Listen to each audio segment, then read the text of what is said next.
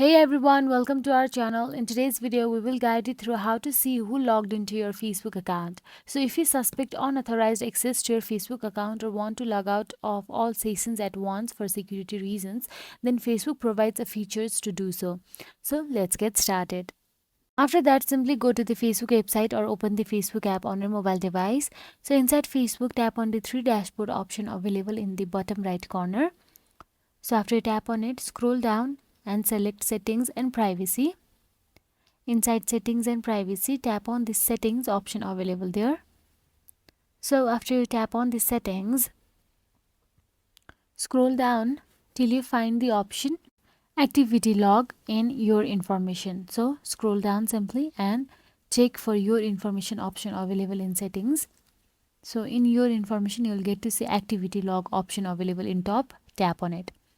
So here you will get to see a long list of devices you are logged in.